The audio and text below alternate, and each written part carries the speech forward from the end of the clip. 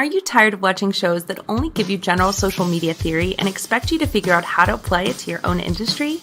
Join us for this week's episode of Social Chatter, the industry's longest-running social media marketing news talk show. Not only will you learn the latest breaking news, but you'll also gain practical advice on how to apply it. Now here's your host, Christian Karasiewicz.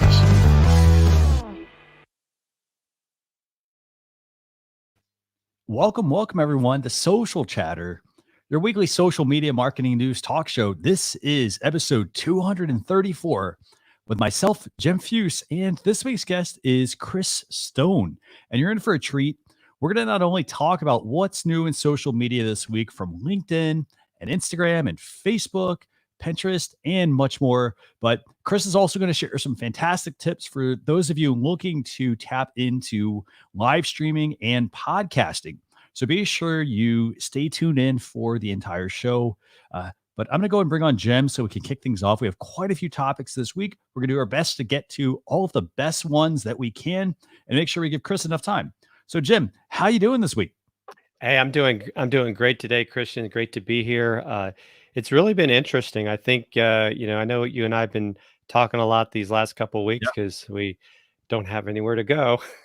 No. And but been doing a lot of stuff with video. In fact, it's kind of fun. I just put a video out on my channels. It was a Zoom hack for people that might want to figure out ways to use Zoom where you can see the whole person and not just the face like we're doing now. But really excited to have Chris on the show this week. Chris and I met a couple weeks ago. I guess it's been more than a couple weeks, but we were actually originally at a Podfest meetup here in Atlanta. Yeah. And we didn't meet each other then, but then we got a chance to meet each other. Chris is an amazing guy. He's a Podfest consultant, and his company is called Cast Ahead. And we've been talking a lot about doing some collaboration once we can get out of our bunkers. Fantastic. And the good thing is, because even though you can't be in a physical space with somebody right now, I know Chris has some great tips that he's going to share with viewers today on how they can actually still do that, even though they aren't physically in person. So I'm going to go and bring on Chris, and we're going to kick things off. So Chris, it's fantastic having you on. Likewise, great to meet you, Christian. And of course, Jim, it's just another day for us having a conversation. So Right. I appreciate the opportunity to come on. Here I am in Cast Ahead World Headquarters, or the bunker, as it now will be known. Thanks, Jim, for calling it that. But Your yeah, I bunker looks a appreciate. little nicer. What's that? I said your bunker looks a little nicer.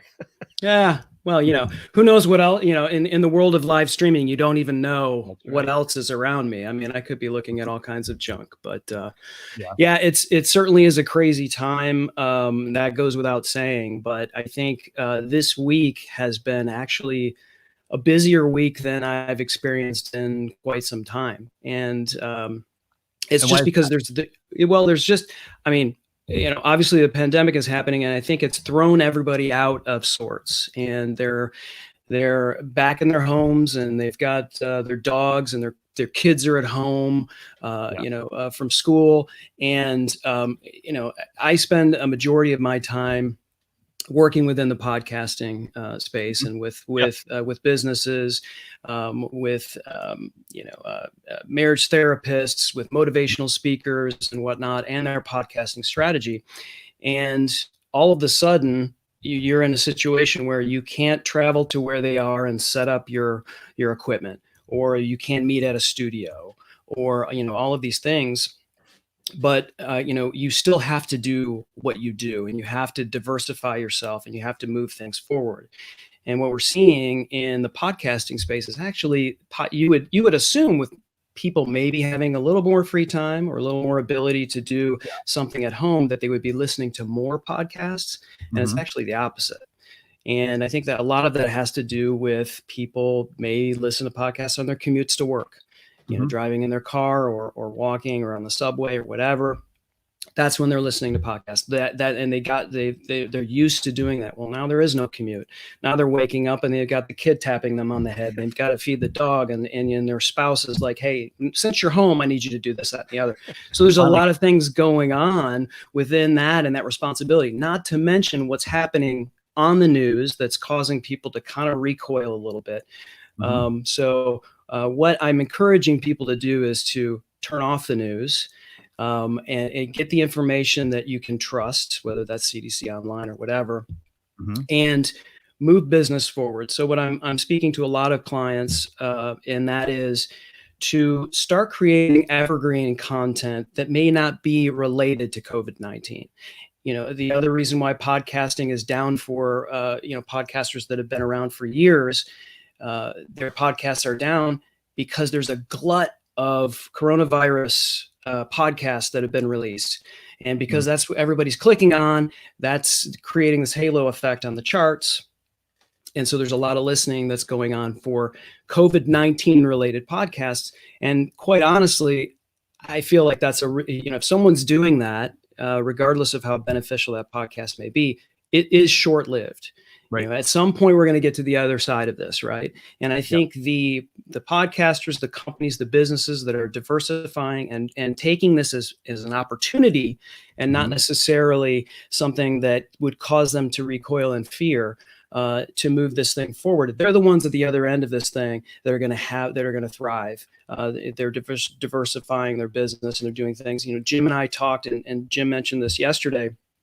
He's working with I guess is it a yoga Pilates studio? Yeah. Pilates studio. And if you're a Pilates studio, it's about being around people. It's about that community. It's about that. So how do you continue to do that and continue to do business? And so they hire a guy like Jim Fuhs who can say, well, this is what we're going to do. We're going to create a live stream. We're going to have it be interactive. We're going to be able to do these things for you. And that Pilates studio at the end of this thing is going to have additional business because they've decided to diversify this. So I've had a busier time myself. In fact, Jim and I just worked through a hack that I'd love to be able to show your viewers and listeners in terms of how to continue to do a live stream like this and or a podcast, or repurpose a live stream like this into a podcast with high quality audio. And I know you've mentioned before, Christian, on your show, you guys talked about Squadcast. Yeah. Definitely. And there has been some enhancements to it, and they're getting a great bit of their business is obviously flourishing during this time as well. But if I could share my screen really quickly, one of the hacks that Jim and I found that we could do is obviously StreamYard, the platform that we're on right now, broadcasting across, YouTube and Facebook, is fantastic. And it allows for someone that knows what they're doing, like you, Christian, doing a really great visual show that people can engage with. And I see all the comments on there. Shout out to Tim and Dan who are chiming in. But I think, if I'm going to talk, and give you the real about StreamYard, if I could, I'm not hired by StreamYard. I definitely, love that platform. But if you want to take the audio from StreamYard, it really has it's got some issues. Number one is if you're someone that does podcasts and mix and edit podcasts like I do a lot, I spend a lot of time doing that, making them sound as good as they can, so that there's no distractions and you get to the content and you get to hear that stuff. The StreamYard audio quality basically takes our voices and mixes them together. And then there's at times where there's warbles and the audio kind of, goes underwater at times. And I think for a live stream, it's fine. It's totally fine. And I think in the live streaming space, people are a little more forgiving, I believe, in terms of, if something goes down or whatever. I mean, we had a thing 10 minutes ago. We didn't know if we were going to be able to do this thing because of the platform, went down, but now it's back up and we're good. So, aren't all you viewers lucky that you get to see us? But the audio that you get back is just not great. So, what we found out that we can do is if you run Squadcast in another browser, you can record high quality audio that you can download after the fact, as a WAV file or an MP3 file, and then pull that audio into your DAW, into your workstation, however you're doing it, individually. Actually, you would assume with that was me. Speaking of an open browser, probably playing YouTube. But that is a huge benefit to someone who wants a good quality podcast. And if you're doing a live stream, you may not want to put in a podcast us talking about what we're seeing and what we're showing, right? If someone's listening to that podcast that they're not in that space, you want to go to their space. But you could have a good 10-minute chunk out of a live stream that you can repurpose and put into a podcast or put into a section of a podcast and be able to repurpose that later. So, you want me to go and pull up my screen so you can share this hack now, or do you want to put the end show? You let me know. Yeah, I could show you really quickly for sure. Okay, so tell viewers, what do we have going on now? So I'm going to pull up your screen, but go ahead and tell them what yeah, I'm in Squadcast right now, and I've set up a test. So Jim, I sent you the link. I don't know if you've got yourself up and running just yet. I think I do. Yeah, I do. So for those of you who haven't tried Squadcast yet, this is here. So I'm talking about how great it is, and I'm getting. So let's tell viewers, what is Squadcast? Squadcast is a online virtual podcast recording space. So generally here you set up a session, you can time it, you can send out a link to all of your guests. So if you are a podcast producer or you host a podcast and you have a guest and they live in India and you are in Lawrenceville, Georgia, you can set this up. In terms of time zones and all of that, you can feel free to just kind of set it up in your time zone. It will send it to whoever in their particular time zone. You set up a session, and let's hope that this works now. Bear in mind, I'm sorry? I was saying, bear in mind, everyone, sometimes just with everybody using the internet at the moment, a lot of sites have scaled back on, had to scale back on the quality, and what else they allow. So here we go. So here's where you can make sure that you've got the correct settings. If you have a different mic than and I've got just a Samson Q2U microphone. I'm using the same microphone as I am on your show right now, Christian and Jim. And then of course I've got my headphones. Always wear headphones in situations like this, or you're going to get that latency echo. And then you just click, and then you can see the meter on the right, just making sure that you don't have your gain hiked up too high and you're not in the red. You join your session. Okay. And Jim Fuhs should be showing up on the right side. Maybe your camera is not allowing you to show it. I turned it off because I wasn't sure if you wanted to actually record with the camera or not. So you hear the latency in Jim's voice, because So in theory, what's going to happen here is he's got his other camera off, but the person that you're joining with, this is the green room. This is the backstage, similar to what you see in StreamYard. However, there's Jim. All right. This is very meta for me right now with all of these screens and multiple views of my face. But in any event, the cool thing here is you can double check your settings, your sound, your video settings if you need to. It also tells you whether or not you're on the strength of your network. And then I can over here and I can just make sure. So if you're dealing with someone that may not be technically savvy or whatever, you can go over and make sure that they have the right settings, or I can't hear you, I can't see you. You can work through that visually with that person and virtually with that person. And then it's just a matter of going down here and hitting record. And right now what we're doing is I'm recording. I'm obviously on StreamYard on your show, but it's also recording my audio as well up to the Squadcast cloud. And, if Jim were to speak at any point in time, Jim, if you could, please speak. Right. Can you hear me now? Oh, yeah. I can hear you with a little weird latency, although that latency won't show up on the Squadcast recording. So then I hit stop, and you can see right here, it immediately uploads to the cloud, and I can download it, the individual recordings of myself and Jim. leads from this. Those are available and will sit there no matter what. I don't have to go get them now. There's no worries there. I can back out and be able to download it. So, this sort of hack, if you will, is mostly, I feel like the best way to repurpose a live stream into a podcast.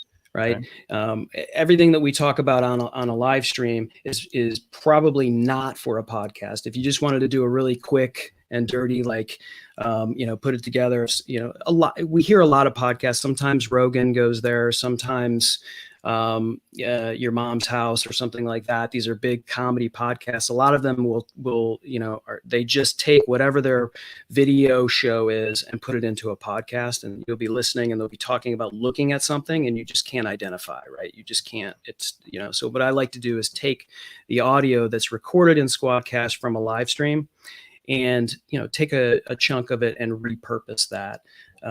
So it's another way, I think, virtually for, companies, small businesses, podcasters to continue to record content, to continue to do things in the midst of social distancing and quarantine and everything that's going on right now. Good points. Good points. So for those of you who have not yet checked out Squadcast, I dropped a link to that in the comments.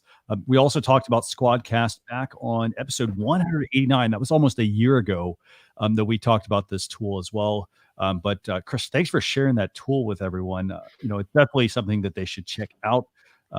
It's a very useful tool, especially if you're having to work remotely. It doesn't mean you have to stop doing your recordings. You can do all of them utilizing the Squadcast platform.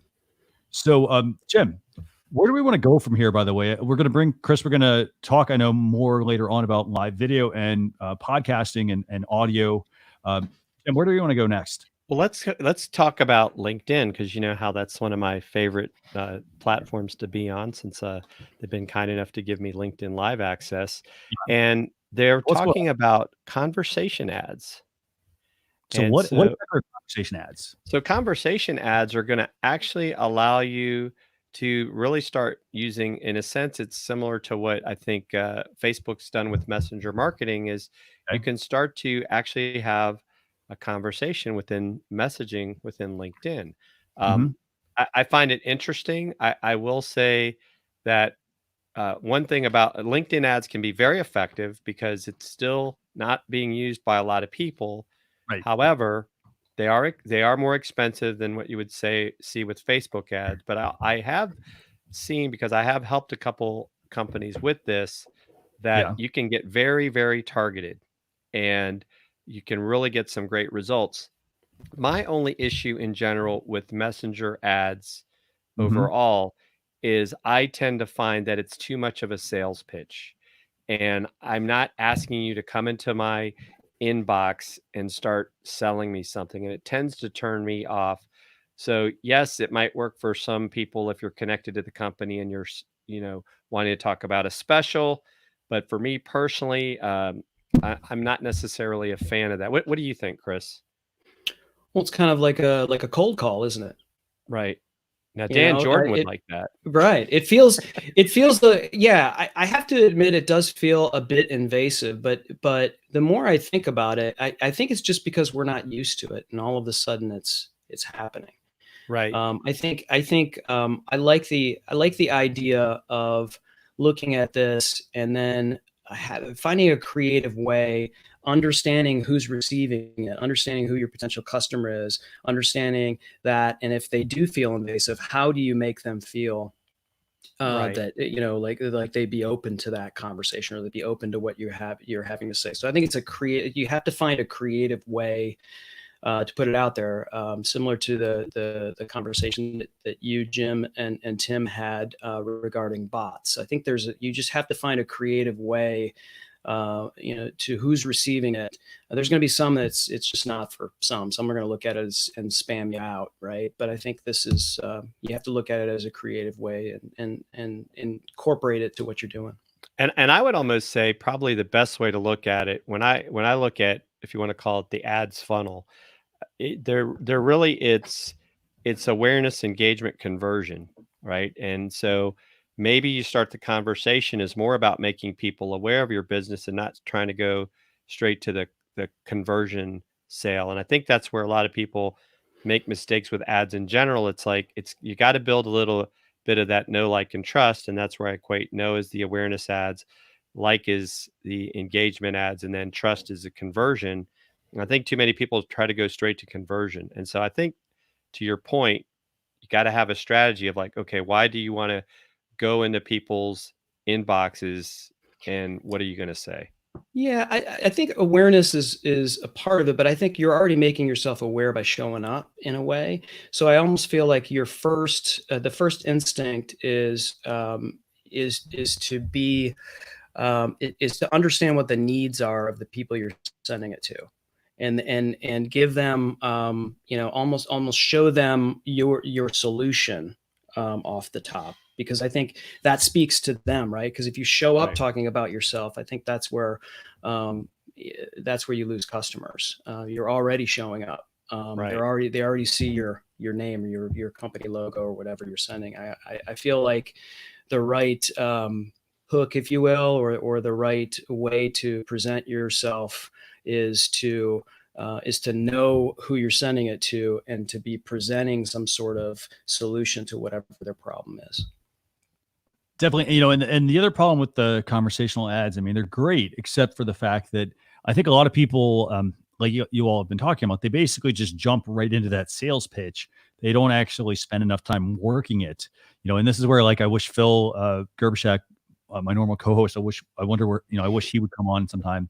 We're trying to get him back on, but like, I want to hear his thoughts as well on the conversational ads piece, because people, they immediately jump right to try to make that sale. And it's like, you can't rush the sale. And especially right now, that's also very important, because a lot of people are, a lot of people are having tough times at the moment, given all that's going on, and people are immediately trying to jump to that sale. And you have to be very careful, I think, with how you use these, because if you overuse them, you're going to quickly turn off your audience. So the good thing about this, and I actually think this would be worth joining, but LinkedIn actually has a webinar as well on this on April 9th at 11 a.m. Standard Time.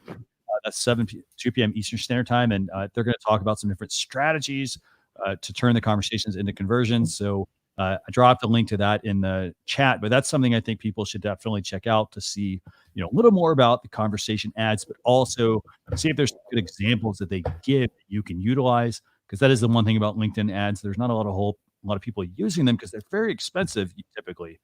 So this would be a good way for you to learn as a business how you can leverage them. So any last thoughts on LinkedIn conversation ads before we move into the next topic?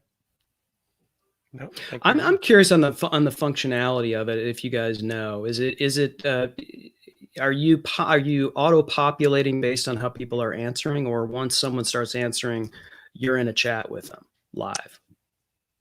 I don't know that yet. That's a good question. Is it? I mean, in other words, does it operate more like a Facebook Messenger bot, or is this more of a, like, once these are sent and somebody starts responding to them, they're popping up in your? They're going to probably function, where they're going to probably pop up. But, from what I can see in their examples they have here, I mean, they've got case studies that are plugged in. They've got somebody can, do a tell me more option. They've got another one they can sign up, learn more. I would expect that LinkedIn was actually reading these just like they do with your regular messages and try to give you an auto-populated solution based on what's actually in the thread. But it was a bit closer, I think, to the ads. It basically is adding essentially a button, if you really think about it, in your actual LinkedIn messages. So similar to InMail, really, where when someone sends you an InMail, you get a response. So, okay. So we're going to move on from LinkedIn conversation ads. Jem, what's next, by the way, on the menu for today? Do you want to talk about the Instagram? I guess it's community conversations, or what are they calling it? Yeah, they're calling it Instagram co-watching. And, obviously this is coming about because of, obviously what's going on with like COVID-19 and whatnot. But basically they're rolling out this new feature. It's a co-watching feature, and it's obviously an apt time to do this because, with more and more people not being able to get together, you need to have video conferencing type solutions. So they're doing this co-watching feature. Have you had a chance to try this, Jim? See if you have it and whatnot. I have not tried yet. It's something, in fact, it's funny, right? It reminds me of when I've lived in hurricane areas, right? All of a sudden people are trying to figure out how are we all going to communicate, and people throw out all kinds of, grandiose ideas. And the last time I was in a big hurricane, I said, why don't you just use Twitter? Why do you got to come up with all these new things? Oh, download this thing you've never used that no one else is going to use, because everybody thinks somehow you can communicate without the internet. So I kind of laugh at that. But I think this is an example of where there's a lot of people, as an example, the company that in some aspects has benefited the most from what's going on has probably been Zoom. The number of Zoom users has skyrocketed. Because now people are doing things like, hey, let's have a Zoom party and everybody get together, and we're all, sharing what's going on in our lives, and it's allowing people to connect. And I think in some ways people feel safe because they're in a closed loop environment. They're not on a social platform. They're basically, unless the host is recording it, when it's over, it's gone. And so I think this is that attempt of like, hey, we're losing people because instead of hanging out on Instagram, they're going to go hang out on Zoom. And so I think, even though I think the statistics are showing higher usage of the platforms, but kind of to Chris's point about podcast being down, is it because right now we're spending more time in front of our computer screens, our television screens, and not necessarily listening to audio as much because of distractions. And I think Instagram's like, oh my gosh, what are you going to do? But then again, right? Am I going to get on my phone and hang out with a bunch of people when I can hang out right here comfortably in my chair with my webcam and talk on Zoom? What do you think, Chris?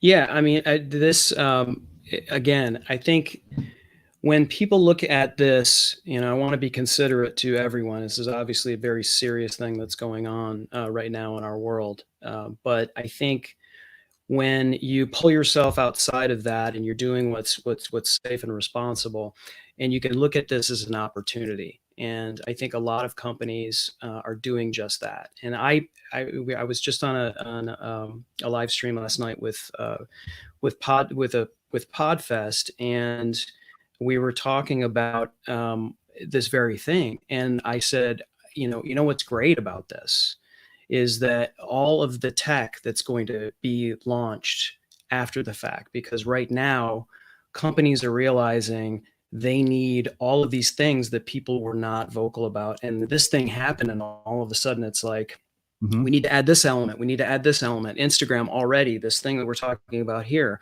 is, that's Instagram doing this. They know what they're doing. They absolutely know what they're doing. And I'm sure it's going to probably crash because everyone's going to jump all over it. Now, maybe it's not, but I don't want to downplay it already. But it's just imagine what great things are going to come out of it. Like, listen, we talked about Zoom, and Zoom has its benefits, and it's great for some things. It's not great for others.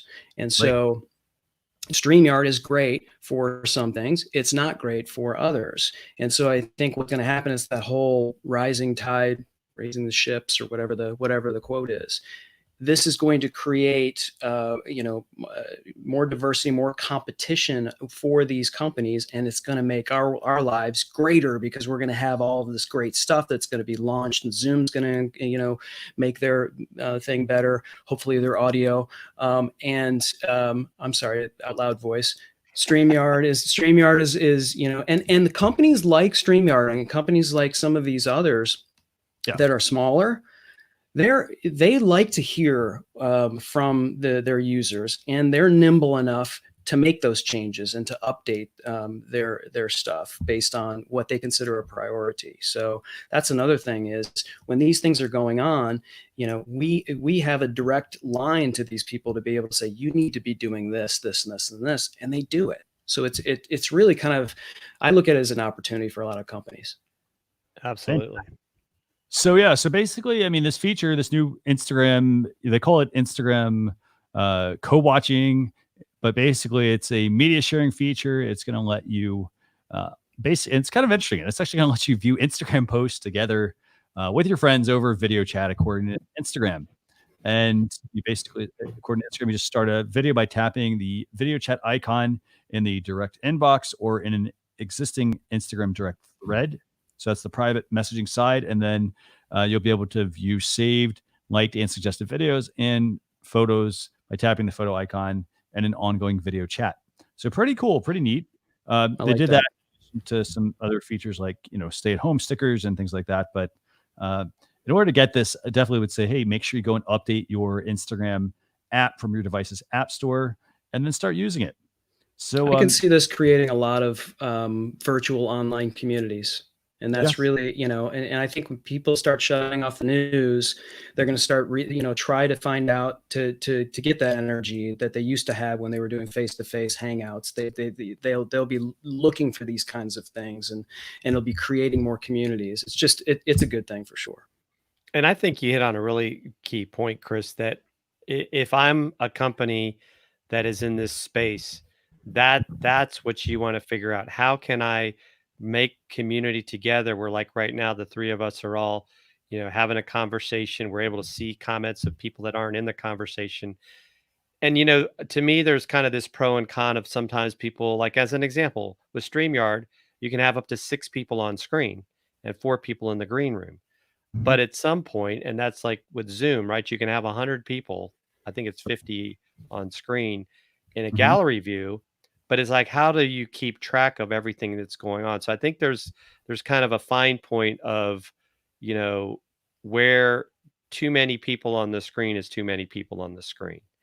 And to me, that's the one thing that, I don't know what the answer is, but I think, especially because a lot of people like to do things on their phone as opposed to a computer. Right. I think that's going to be the person that can figure that out is going to do quite well for themselves. Definitely. And, I'd say overall, I mean, you have to pick the tool that works best for you.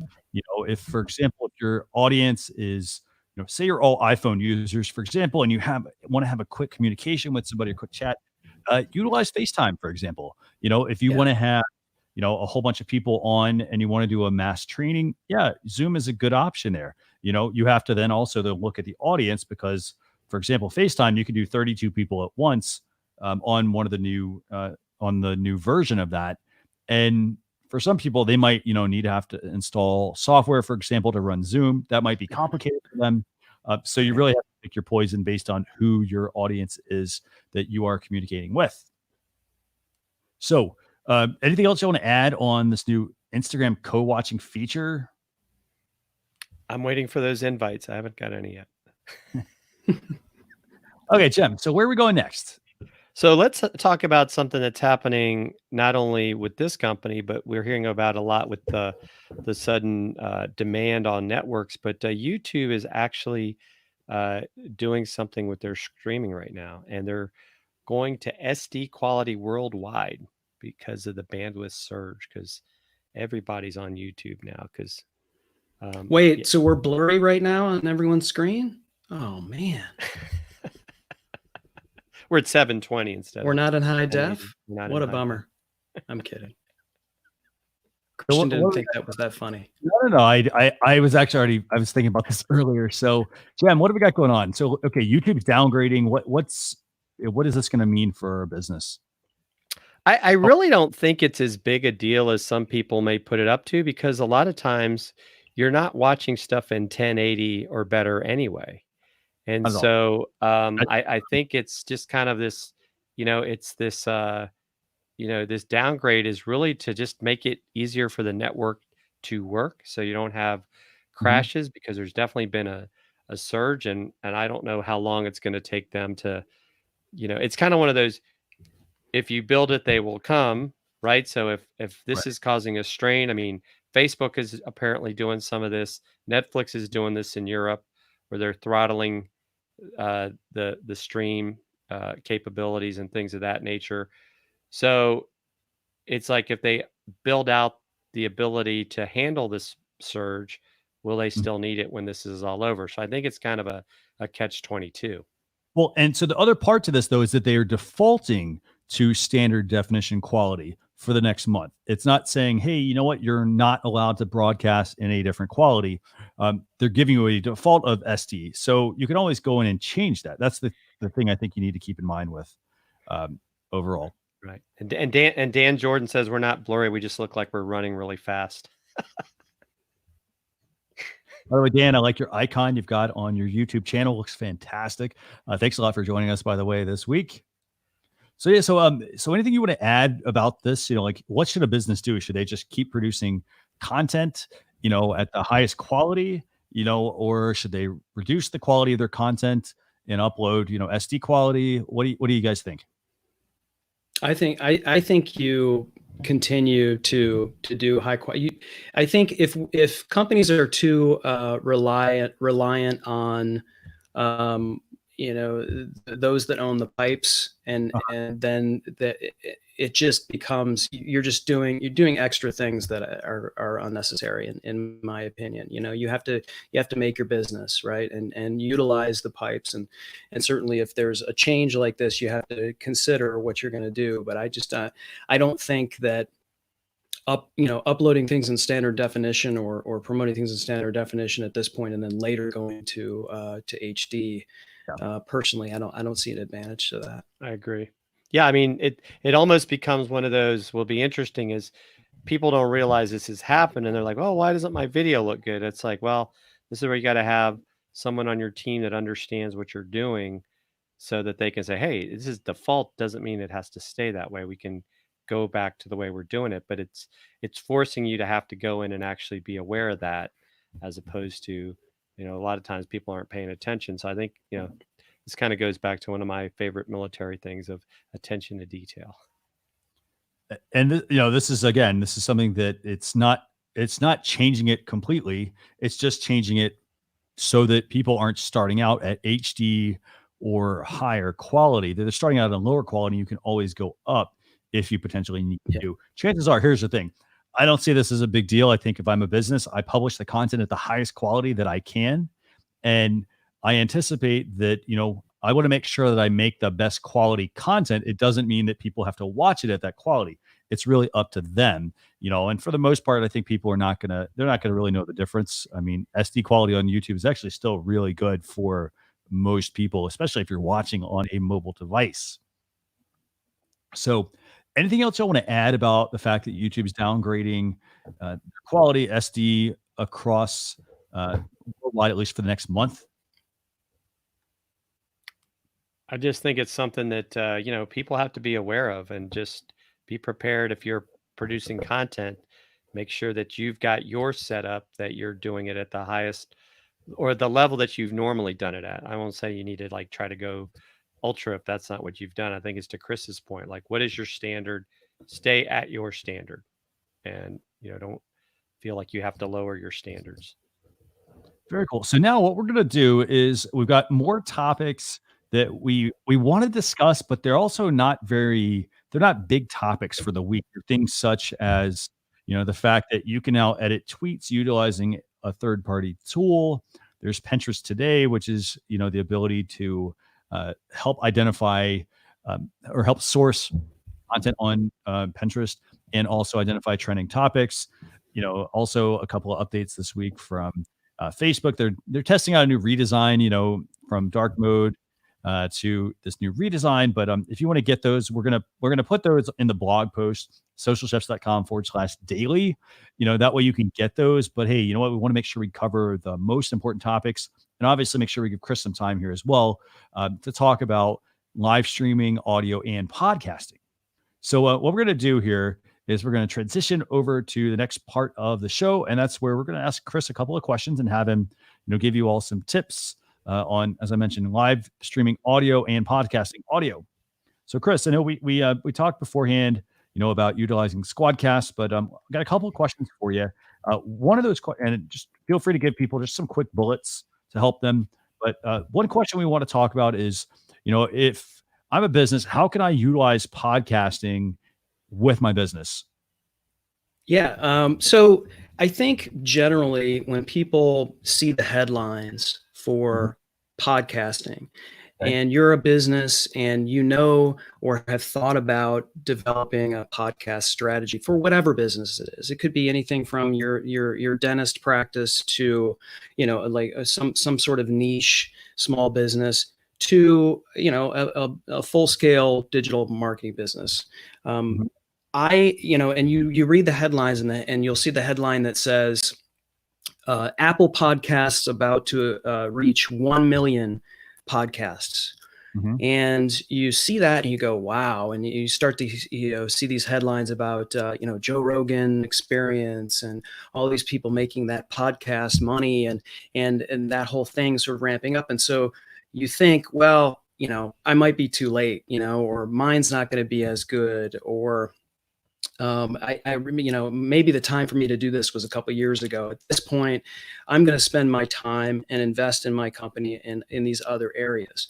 I argue that it is now the perfect time to start a podcast, to start a good podcast, and that means not a podcast that you sign up for with a free hosting provider that will not be mentioned on the show, but something to where you pay for a host or work with someone like myself, who's a podcast consultant and works with companies to develop these things, because out of the now 925,000 podcasts that are sitting on Apple Podcasts right now, only about a quarter of them are active, meaning they post content at least in the past 90 days. And that is 240,000, not competitors, but 240,000, out there. If you were to compare that to how many websites there are billions of websites, and everybody's got a website, right? So everyone's focusing on their website when you should be focusing on something where you can set yourself apart and your customer can hear your voice. They're selecting you. It's a completely different type of thing. They're not being pushed. They're selecting you to listen to you in a completely different space than, potentially in front of a screen. YouTube channel. Tons of people have YouTube channels. There is, I think the stat that I saw is that there is one podcast for every 92 YouTube channels. Wow. So I look at this as an opportunity for people, especially actually in a niche business. I spoke to someone a few weeks ago about developing a podcast on cake decorating. And that is such a visual thing, right? Well, she's focusing all of her efforts on a YouTube channel. I haven't done a search, but my guess is there's not very many cake decorating podcasts. You can come up with a creative title, a creative conversation as a podcast to set yourself apart from your competition and do what they're not doing. So I think right now is actually the perfect time to do a podcast, a good podcast. I always want to qualify that.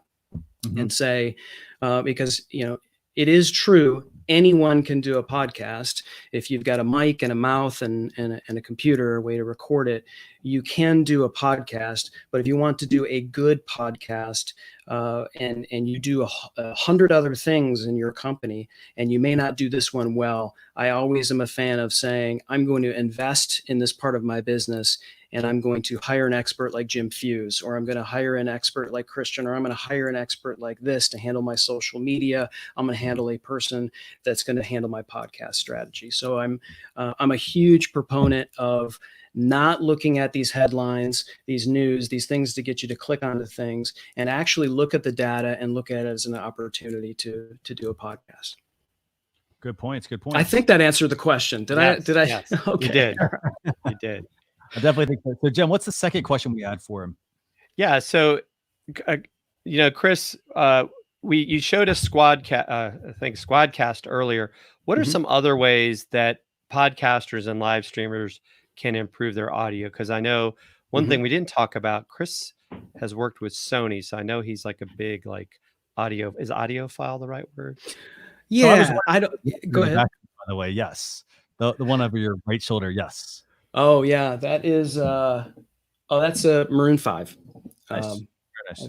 I was going to say Dave Matthews, but that one's over there. So, here's the other thing too: is I am absolutely someone who hears the little nuances and the things like, ooh, that the upper mids of that voice need to, but those are things that 99.7% of people don't notice. Mm-hmm. So I'm also a person that's trying to get away from that perfectionism, and the acronym that Craig Rochelle uses is GETMO, which is good enough to move on. And so I think you don't have to listen, no one, when you ask someone what their favorite podcast is, and they'll name like maybe their 3 podcasts, not a single person will say, you know what I really love most about that podcast? It just sounds so awesome. They don't do that. No. So your job as a podcast editor, in terms of the sonic value, is to make sure that no one else hears anything but the person speaking.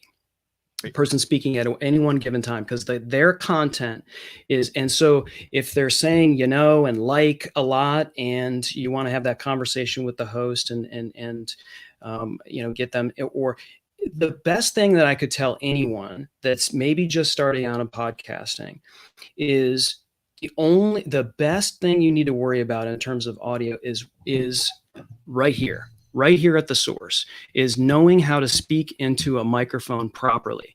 Because mm-hmm. if you have a great,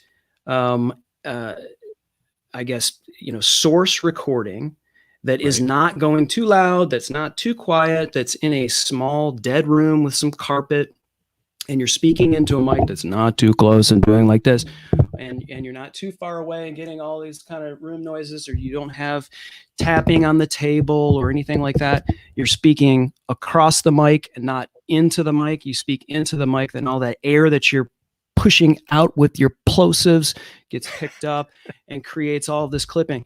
That, if you can learn how to do that well, and the beauty of podcasting is you can practice. You can plug this into your computer and hit record and practice till you get to where your voice sounds really good, and eventually you'll get into a natural spot to where you can record it.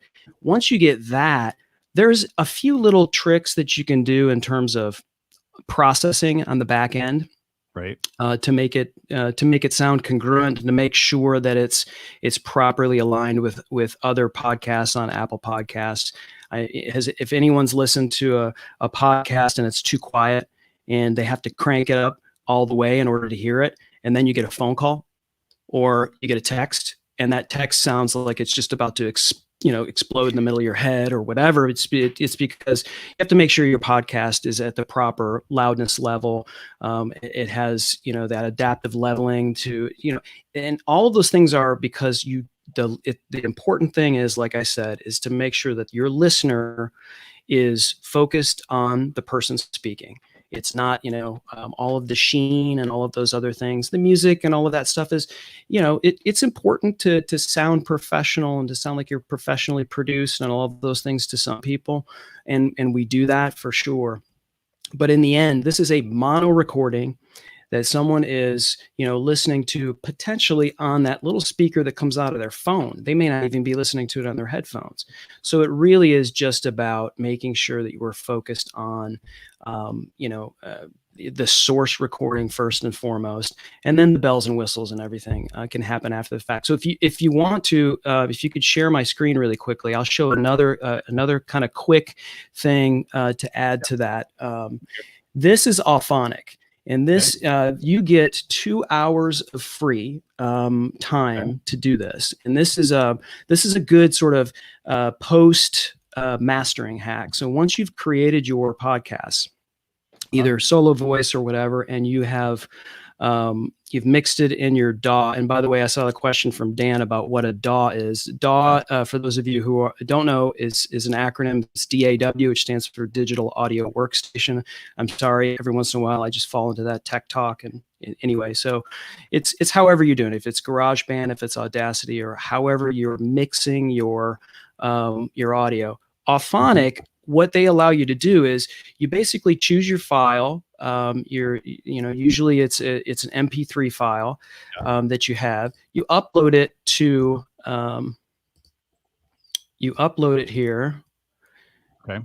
The only thing you really need to worry about here is making sure that you have this set to -16 LUFS.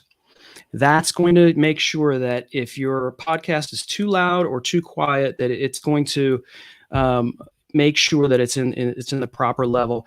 There's adaptive leveling. So, if Christian and Jim were on a podcast and Christian's voice was louder than Jim's, and it basically kind of washes that over.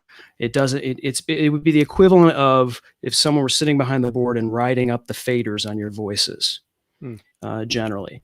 Then you have normalization, filtering. This noise and hum reduction does a pretty good job of eliminating something. If you're maybe doing a podcast in a car or something like that, it does a pretty good job of doing that. But generally, these are just plugins. And then if you start production, you're going to sit and wait, and it's going to process, and it's going to download on the back end. And if you can A/B those two files, you hear a fantastic difference of what it can do. It's just I do this on every single one of my podcasts because I want to be sure, no matter how I'm mixing it in Logic Pro X, which is my workstation, that I've got that, those LUFs at the right level. But inevitably, there's something I miss, and this is going to fix it on the back end. It's just making it, not perfect, but it makes it proper and sets it so that if someone's listening to Joe Rogan Experience and then they're listening to a podcast that that I'm working with, it's in the same, sonically in the same range. So, fantastic. So we had a third question. Yeah, or go ahead, Jim. No, you go ahead. You got it. So yeah, we've got another third question for you. And by the way, normally we have a separate tool time segment. So we're talking about these tools actually outside of that, which is totally fine. So what we'll do is we'll make sure we put these into the blog post recap as well, along with Chris's notes. Yeah, I apologize if we took us off agenda there, Christian. Oh, no worries at all. I just want to make sure I clarify for our viewers. So the third question we had for you, is what are the challenges that new podcasters face, and how do you work with them to launch? And this would be back to somebody who's just starting a podcast. You just give us a situation. Yeah, I feel like as a podcast consultant, you wear a number of hats, and one of them is therapist in a lot of ways. And I think when you talk to someone and they say, well, one of their first things they will say is, well, I just haven't had the time. And that's usually the first thing that someone says to me when I talk to them, and maybe they've got a whole bunch of other stuff going on for this particular business. I spoke to a comedian, and she had a live streaming strategy. She had, there was a book, there was just all kinds of stuff. And I asked her, I said, so where can I get your podcast? What's the name of your podcast? And she said, I don't have one. And I was like, well, why not? And she started talking about all of these other things she had going on. I said, no, you definitely have time for it. There's something else. There's something else that's preventing you from doing a podcast. What is it? And inevitably, it's not the time. It's inevitably, there's things like imposter syndrome, right? There's things like perfectionism. I just talked about my own perfectionism. And so especially for someone, that's been in multiple different areas of businesses, they want to be sure that when they launch a podcast, it's awesome right out of the gate, man. It's, and you're going to be top 10 in the iTunes charts, and that's the wrong attitude to have, because everyone's first podcast, when they go back and listen to it after episode 100, to them sucks. Right? You just have to go and you have to do it. And the more you do it, the better you get at it. And so I think that's really what I do mostly in terms of new podcasters is get them out of the starting blocks and get them down the lane, and just, like I said before, from an equipment perspective, if you're not a tech person, it's really not that hard to consult and train someone on how to do proper mic technique, to use equipment that they, can do either themselves, that I can work with them on, and they can do that, or they have me do it. And so once you get that stuff out of the way, all of a sudden they've got time for it. And as a consultant, and if as either one of when you're in a consultancy business, what you're selling is time.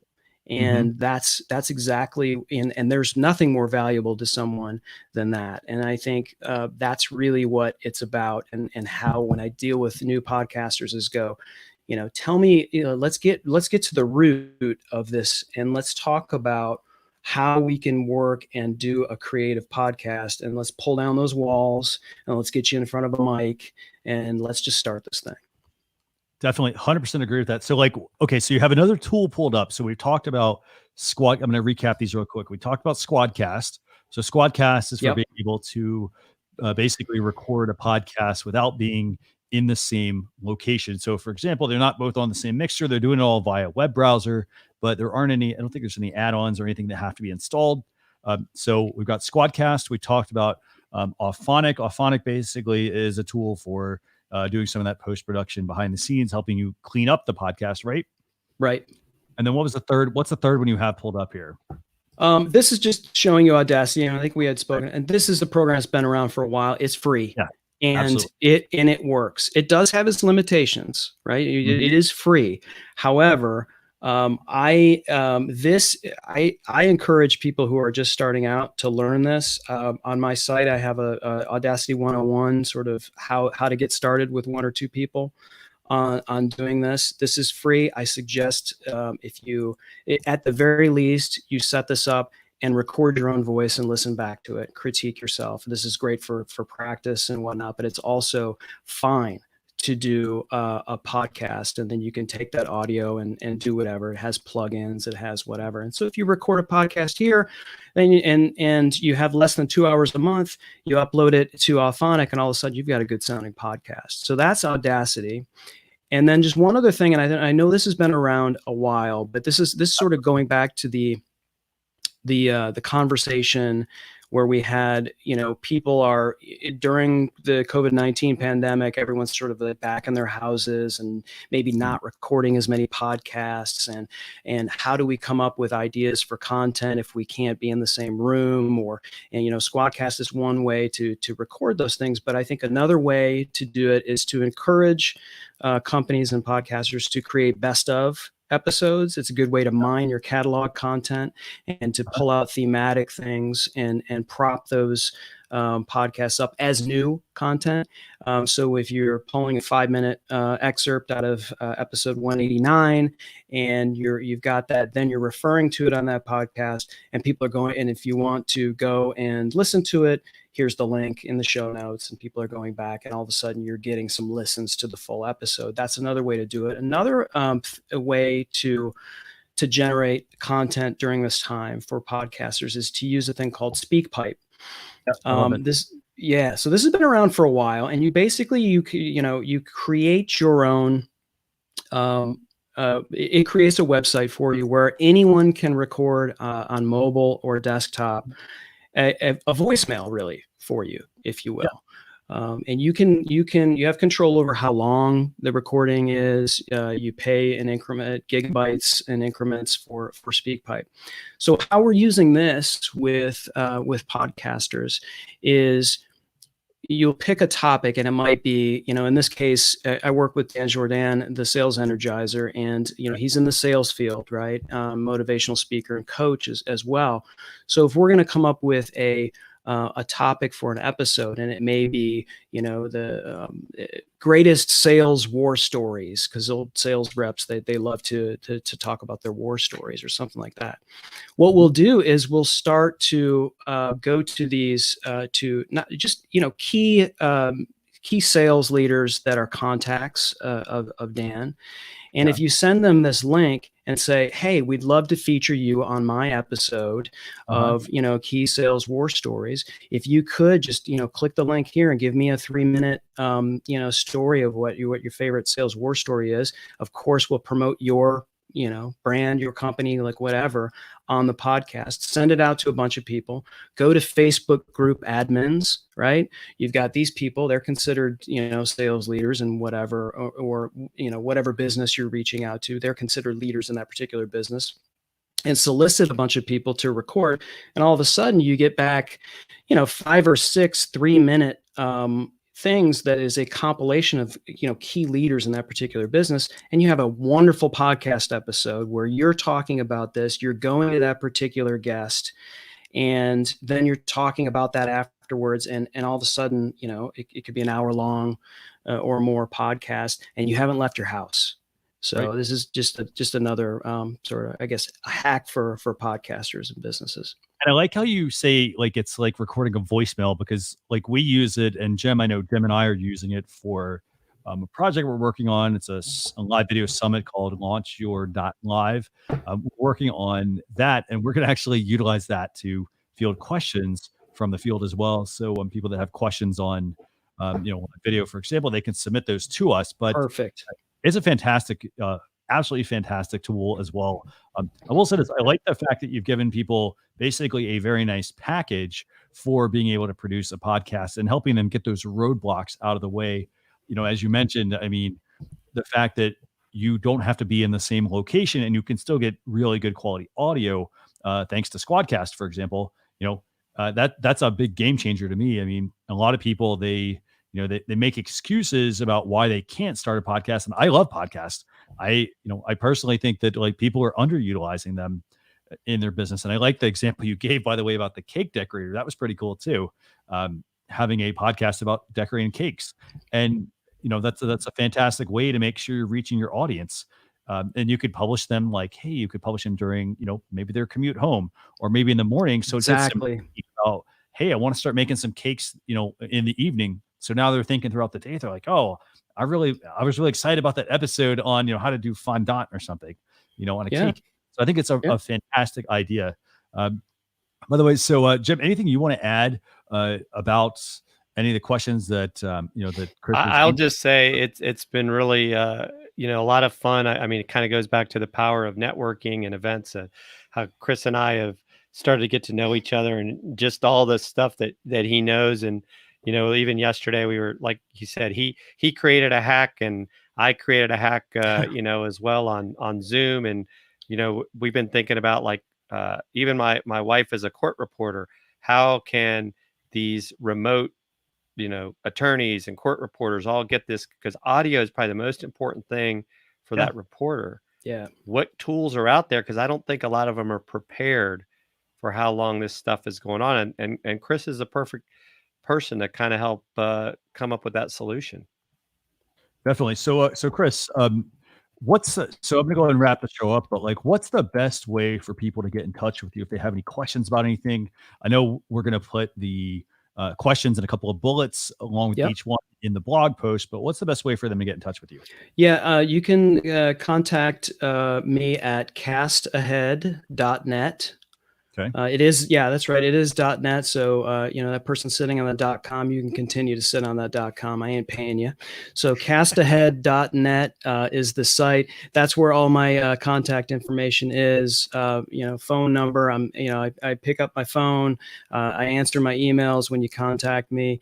I love to, that's the other crazy part about this time is, everybody's at home and you start calling people. Guess what? They're picking up their phone.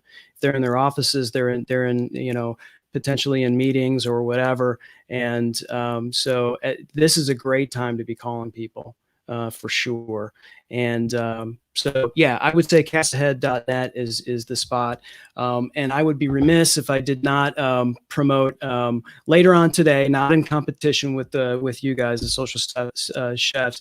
If you could just do me a favor and pop up my screen share. I'm doing a live stream with Dan Jordan. That is today at 4 p.m. And this is an ex-con's secrets to earning more money and staying out of jail with Kevin Foster. And he's got a great story. And I'm super excited about being able to be a part of this with Dan and Kevin later today. So. And I plan to tune in, so I know Dan always gives you a laugh. You've got to watch it. Dan, I would almost say you should call it like Dan Unfiltered, but that's okay. Hey, we may change while we can, but yeah. Christian and Jim, I appreciate it so much. Thank you guys. I know we probably, may have gone over time. I hope this has been beneficial to your viewers, and I'm honored you brought me on. No, I'm actually I'm glad we did bring you on, because I was telling Jem, I was like, hey, you know what? He really, he knows the stuff about podcasting, and improving the audio quality. And that's the key thing. I mean, you want to make sure your audio sounds great because, as you probably know, I mean, audio is the most important part beyond the quality of your video stream. Yes. So make sure you put the time into that. Just a couple quick notes for viewers. We're going to have the blog post recap available /SC234. There's also an Alexa flash briefing and a podcast version of this as well. Now, in addition to that, we'll make sure we include all of Chris's tools and recommendations that he has included, that he's talked about this week. And for those of you who want to tune in next week, we're going to be joined next Thursday. That's April 2nd already. I think it's at 1 o'clock, I think, Jem, with Lisa Patrick on facebook.com/social chefs and youtube.com/social chefs. So we hope to see you there. And thanks a lot for tuning in this week. We will see you all later on. Bye, everyone.